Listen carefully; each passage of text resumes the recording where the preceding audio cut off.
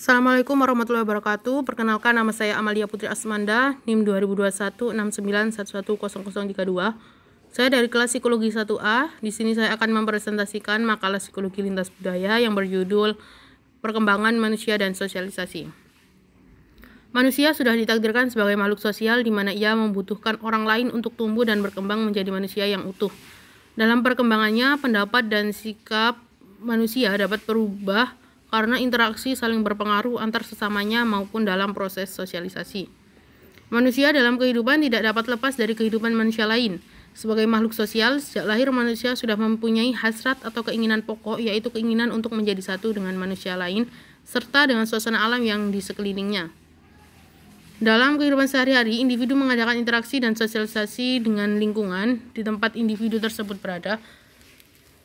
Tanpa interaksi sosial, maka perkembangan jiwa seseorang akan terganggu karena perkembangan jiwa manusia sangat ditentukan oleh hubungannya dengan manusia lain. Tujuan pokok sosialisasi adalah agar manusia bertingkah laku sesuai dengan kaidah-kaidah dan nilai-nilai yang berlaku serta agar yang bersangkutan menghargainya. Pengertian perkembangan manusia. Perkembangan manusia secara umum dapat diartikan bahwa perkembangan merupakan pola perubahan yang dimulai pada saat konsepsi atau pembuahan dan berlanjut di sepanjang rentang kehidupan. Perkembangan sendiri merupakan perubahan yang menyangkut aspek-aspek mental psikologis manusia, seperti perubahan-perubahan yang berkaitan dengan aspek pengetahuan sifat sosial, moral, keyakinan agama, kecerdasan, dan sebagainya.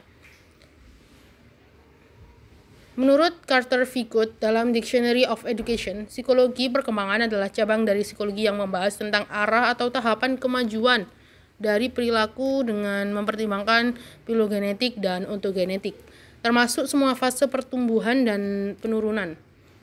Hal ini berarti adanya pembatasan yang lebih luas dari pengertian ilmu jiwa keturunan, walaupun bentuk dan polanya ada persamaan serta dapat dipertukarkan. Pengertian sosialisasi. Secara umum, sosialisasi adalah proses belajar seseorang terhadap lingkungan masyarakat di sekitar tempat tinggalnya. Menurut pendapat Profesor Dr. Nasution SH, pengertian sosialisasi ialah proses membimbing individu ke dalam dunia sosial sebagai warga masyarakat yang dewasa. Adapun manfaat adanya sosialisasi dalam masyarakat dibagi menjadi dua tahap. Yang pertama, bagi individu, berfungsi sebagai pedoman dalam belajar, mengenal, dan menyesuaikan diri dengan lingkungannya. Yang kedua, bagi masyarakat, sosialisasi berfungsi sebagai alat untuk melestarikan, penyebaran, dan mewariskan nilai norma serta kepercayaan yang ada pada masyarakat. Kualitas hidup dan perkembangan anak. Kualitas hidup bukan hanya berbicara tentang makanan, pakaian, dan tempat tinggal yang terpenuhi, melainkan juga mengenai pendidikan dan perawatan kesehatan. Hubungan keluarga juga mempengaruhi bagaimana kualitas hidup. Jika hubungan keluarga baik, harmonis, tentunya akan berpengaruh terhadap kualitas hidup, begitu juga sebaliknya. Perkembangan sosial anak. Keyakinan orang tua kepada anak juga sangat mempengaruhi bagaimana anak itu akan berkembang dengan cara sosialisasi dengan teman sebayanya. Pola sosialisasi juga sangat mempengaruhi perkembangan anak, seperti orang tua yang menggunakan pola sosialisasi represif, yaitu dengan mengancam atau menghukum kepada seseorang yang tidak patuh. Yang kedua, sosialisasi partisipatoris, yakni akan memberikan imbalan atau hadiah kepada seseorang yang patuh kepada mereka. Sosialisasi ada dua, yakni sosialisasi primer dan sosialisasi sekunder. Sosialisasi primer terjadi saat seseorang masih anak-anak, dan sosialisasi sekunder terjadi pada saat seseorang telah diterima menjadi anggota suatu masyarakat. Tahap perkembangan. Tahap perkembangan menurut Erik Erikson bersifat biologis dan di lain pihak bersifat sosial. Tingkatannya yakni yang pertama tahap oral, usia 0 atau bayi sampai 1 tahun. Ditandai dengan kecenderungan kepercayaan kecurigaan. Yang kedua tahap anus otot, usia 1 sampai 3 tahun. Yaitu masa kanak-kanak awal ditandai adanya kecenderungan otonomi dan perasaan malu dan ragu-ragu. Yang ketiga tahap bermain 3 sampai 5 tahun. Yakni masa prasekolah ditandai dengan adanya kecenderungan inisiatif dan kesalahan. Yang keempat masa laten, yakni usia 5 sampai 12 tahun. Ya, adalah masa sekolah ditandai adanya kecenderungan kerajinan dan inferioritas. Yang kelima tahap remaja, yakni usia 13-20 tahun, adalah masa yang ditandai adanya kecenderungan identitas dan kekacauan identitas. Yang keenam, masa tahap dewasa awal, yakni usia 20-30 tahun, adalah masa dewasa yang ditandai adanya kecenderungan intim dan isolasi. Yang ketujuh, tahap dewasa tengah, usia 30-60 tahun, di mana masa ini ditandai adanya kecenderungan generativitas dan stagnasi. Dan yang kedelapan, tahap usia senja, usia dari 60 tahun sampai seterusnya, yakni masa hari tua, ditandai adanya kecenderungan integritas dan keputusasaan. Tahap perkembangan kognitif Piaget. Piaget pernah melakukan penelitian mengenai fase-fase perkembangan dikaitkan dengan terjadinya perubahan umur yang mempengaruhi kemampuan belajar. Piaget membagi menjadi 4 fase.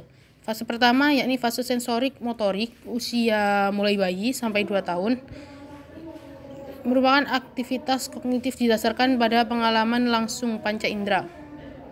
Yang kedua, fase pra-operasional, usia 2-7 tahun, yaitu anak tidak akan terkait lagi pada lingkungan sensoris, kesanggupan menyimpan tanggapan bertambah besar.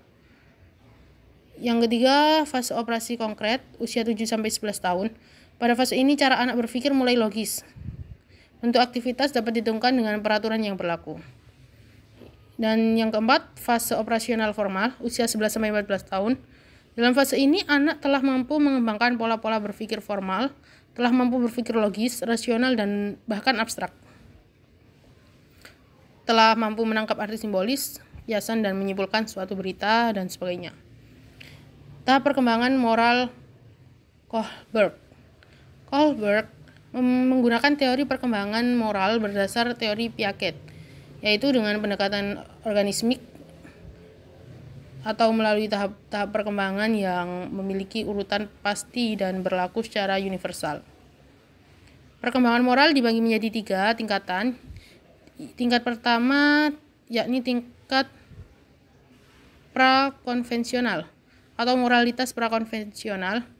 Perilaku anak tunduk pada kendali eksternal. Tahap pertama orientasi kepada kepatuhan dan hukuman. Yang kedua, relativistik hedonisme. Anak tidak lagi secara mutlak tergantung aturan yang ada. Yang ketiga, tingkat konvensional atau moralitas konvensional. Fokusnya terletak pada kebutuhan sosial atau konformitas. Ini tahap selanjutnya, yakni tahap ketiga, adalah orientasi mengenai anak yang baik. Dengan anak memperlihatkan perbuatan yang dapat dinilai oleh orang lain. Tahap keempat, mempertahankan norma-norma sosial dan otoritas. Masuk ke tingkat yang ketiga, yakni postkonvensional atau moralitas postkonvensional.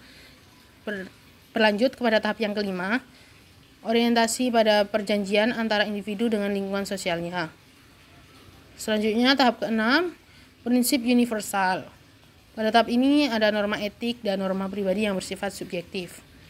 Kesimpulannya, dari penjelasan di atas mengenai perkembangan manusia dan sosialisasi dapat diambil kesimpulan bahwa perkembangan manusia tidak hanya mengenai perkembangan fisik saja, namun beberapa aspek menyangkut aspek-aspek mental psikologis manusia, seperti perubahan-perubahan yang berkaitan dengan aspek pengetahuan, sifat sosial, moral, keyakinan, agama, kecerdasan, dan sebagainya.